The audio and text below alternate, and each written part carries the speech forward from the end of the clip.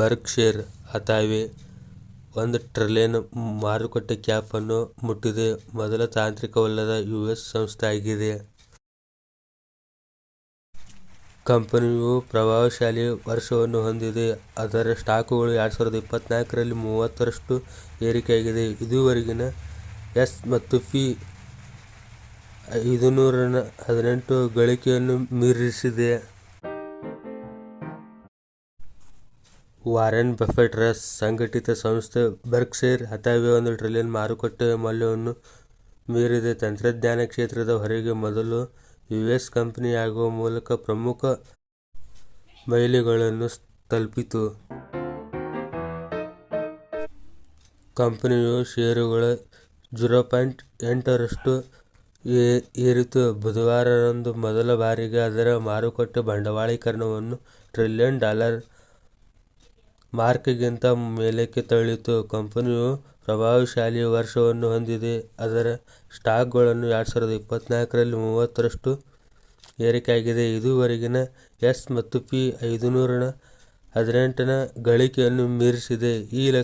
ಈ ಉಲ್ಬಣವು ಈ ವರ್ಷವೇ ಬರ್ಕ್ಷೈರ್ನ ಮಾರುಕಟ್ಟೆ ಬಂಡವಾಳೀಕರಣಕ್ಕೆ $200 ಶತಕೋಟಿ ಹೆಚ್ಚಿನ ಮೊತ್ತವನ್ನು ಸೇರಿಸಿದೆ. ಇದು ಸಂಸ್ಥೆಯ ದಾಖಲೆಯಾಗಿದೆ. ಆದಾಗ್ಯೂ ಮತ್ತೊಂದು ಮಾರುಕಟ್ಟೆ ದೈತ್ಯ ಎನ್ವಿಡಿಯಾದೊಂದಿಗೆ ಸುಮಾರು $2 ಟ್ರಿಲಿಯನ್ ಮೌಲ್ಯದ ಹೆಚ್ಚಳಕ್ಕೆ ಇದು ಒಂದು ದೊಡ್ಡ ವೈತರಿಕವಾಗಿದೆ. ನೆಬ್ರಾಸ್ಕಾದ ಒಮಾಹಾ ಮೂಲದ ಬರ್ಕ್ಷೈರ್ ಹಥಾವೆ ಈಗ ಈ ಮೈಲಿಗಲ್ಲನ್ನು ತಲುಪಿದೆ. 5 ಕಂಪನಿ ಗುಂಪಿಗೆ ಸೇರಿದೆ. ಈ ಹಿಂದೆ alphabet inc, meta platforms inc ಮತ್ತು ಎನ್ವಿಡಿಯಾ ಕಾರ್ಪ್ನಂಥ ತಂತ್ರಜ್ಞಾನದ ದೈತ್ಯರಿಂದ ಪ್ರಾಬಲ್ಯ ಹೊಂದಿತ್ತು. ಬರ್ಕ್ಷೈರ್ ಟೆಕ್ ಸಂಸ್ಥೆಯೊಂದರಲ್ಲೂ ಈ ವರ್ಷ ಅದರ ಸ್ಟಾಕ್ ಕಾರ್ಯಕ್ಷಮತೆಯ ಮ್ಯಾಗ್ನಿಫಿಸೆಂಟ್ 7 ಎಂದು ಕರೆಯುವಷ್ಟು ಹಿಂದೆ ಇಲ್ಲ. ಇದು ಟಾಪ್ ಟೆಕ್ ಸ್ಟಾಕ್ಗಳನ್ನು ಉಲ್ಲೇಖಿಸುತ್ತದೆ. 2024ರಲ್ಲಿ 35% ಹೆಚ್ಚಾಗಿದೆ. ಸಾರ್ವಕಾಲಿಕ ಶ್ರೇಷ್ಠ ಹೂಡಿಕೆದಾರರಲ್ಲಿ ಒಬ್ಬರೆಂದು ಸಾಮಾನ್ಯವಾಗಿ ಪರಿಗಣಿಸಲ್ಪಟ್ಟ ವಾರೆನ್ ಬಫೆಟ್ ಜವಳಿ ತಯಾರಿಕೆಗಾಗಿ ಅದರ ಮೂಲದಿಂದ ಬರ್ಕ್ಷೈರ್ ಹಥಾವೆಯನ್ನು ವಿಸ್ತಾರವಾದ ವ್ಯಾಪಾರ ಸಾಮ್ರಾಜ್ಯವಾಗಿ ಪರಿವರ್ತಿಸಲು ದಶಕಗಳನ್ನು ಕಳೆದರು. ಅವರು ತಮ್ಮ ದೀರ್ಘಕಾಲದ ವ್ಯಾಪಾರ ಪಾಲುದಾರರಾದ ಚಾರ್ಲಿ ಮುಂಗರ್ ಅವರೊಂದಿಗೆ ಇದನ್ನು ಸಾಧಿಸಿದರು. ಅವರು ನವೆಂಬರ್ನಲ್ಲಿ 99ನೇ ವಯಸ್ಸಿನಲ್ಲಿ ನಿಧನರಾದರು.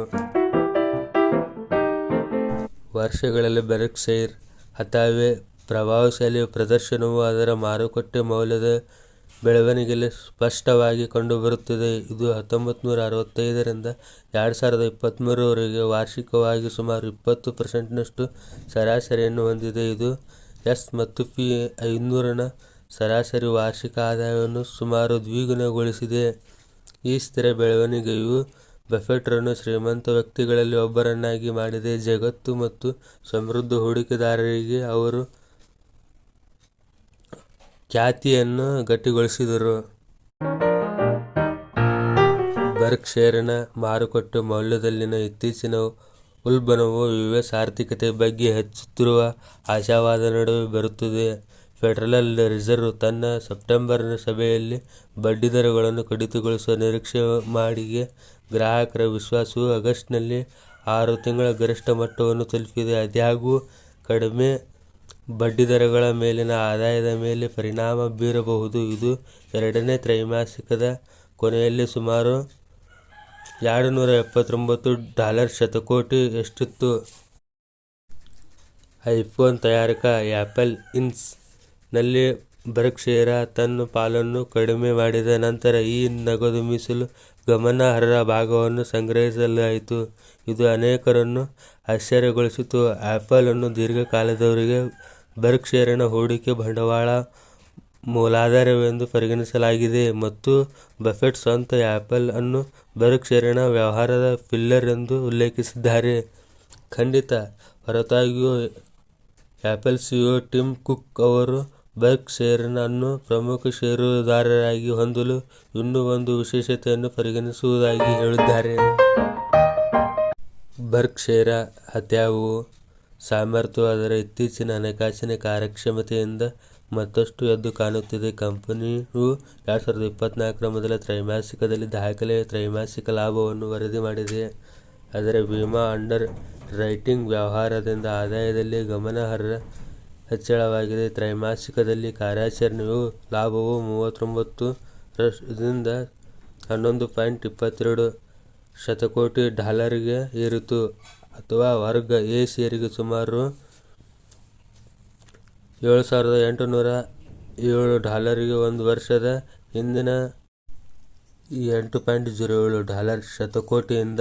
ಈ ಬಲವಾದ ಪ್ರದರ್ಶನದ ಹೊರತಾಗಿಯೂ, ತ್ರೈಮಾಸಿಕದಲ್ಲಿ ಬರ್ಕ್ಶೈರ್ನ ಆದಾಯವು ಸುಮಾರು $12.7 ಶತಕೋಟಿ ಅಥವಾ ಪ್ರತಿ ಷೇರಿಗೆ $8,838 ಕ್ಕೆ ಇಳಿದರೆ, ಕಳೆದ ವರ್ಷ ಇದೇ ಅವಧಿಯಲ್ಲಿ $35.5 ಶತಕೋಟಿ ಕಡಿಮೆಯಾಗಿದೆ. ಕಂಪನಿಯನ್ನು ಸ್ಟಾಕ್ ಹೂಡಿಕೆಗಳಿಂದ ಆಸ್ಥಾನಿಕ ಲಾಭಗಳು ಮತ್ತು ನಷ್ಟಗಳನ್ನು ವರದಿ ಮಾಡಲು ಅಗತ್ಯವಿರುವ ಲೆಕ್ಕಪರಿಶೋಧಕ ನಿಯಮದಿಂದಾಗಿ ಈ ಕುಸಿತವು ಹೆಚ್ಚಾಗಿ ಸಂಭವಿಸಿದೆ. ಇದು ಅದರ ಹಣಕಾಸಿನ ಫಲಿತಾಂಶದ ಗಮನಾರ್ಹ ಚಂಚಲತೆಯನ್ನು ಪರಿಚಯಿಸುತ್ತದೆ. ಈ ಚಾನೆಲ್ ಇಷ್ಟವಾದರೆ ಸಬ್ಸ್ಕ್ರೈಬ್ ಮಾಡಿ, ಲೈಕ್ ಮಾಡಿ, ಶೇರ್ ಮಾಡಿ. ಇದರಿಂದ ನಮಗೆ ಮೋಟಿವೇಶನ್ ಸಿಗುತ್ತದೆ.